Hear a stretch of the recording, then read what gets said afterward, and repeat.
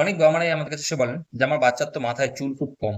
এই যে মাথায় যে চুল কম, এ কি বাচ্চার চুল হবে না, নাকি চুল এরকমই কম কম থাকবে? তো এটির অ্যান্সার হচ্ছে, বাচ্চাদের মাথায় যেগুলো জন্মের পরে যে চুল থাকে সেই চুলটি সাধারণত এটা নিওনাটাল হেয়ার বলা হয়। এই চুলগুলো মায়ের পেটে যখন 20 সপ্তাহ বয়স হয় তখন বাচ্চা থেকে স্টার্টার তৈরি হওয়া। এই যে চুলগুলো সাধারণত 6 মাসের মধ্যে পুরো চুলটি পড়ে যাবে।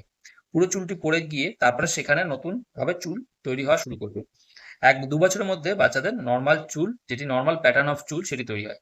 এই যে চুল তৈরি হওয়া আর এই যে চুল মাঝখানে পড়ে যাওয়া, এই টাইম গ্যাপের মধ্যে বাচ্চাদের মাথার চুলের পরিমাণ অনেক কমে যায়।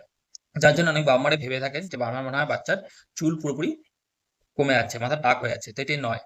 6 মাস বয়স অবধি আস্তে আস্তে চুল পড়তে থাকবে।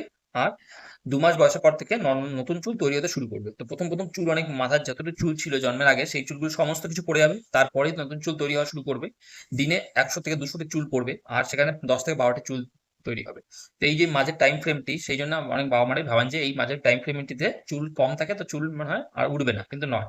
যে বাচ্চাদের যে নর্মাল চুল সেটি 2 বছর বয়সে গেলে নর্মাল যে চুলের যেটি নর্মাল থাকে পরবর্তীকালের জন্য সেই চুলটি তৈরি হয়ে যায়।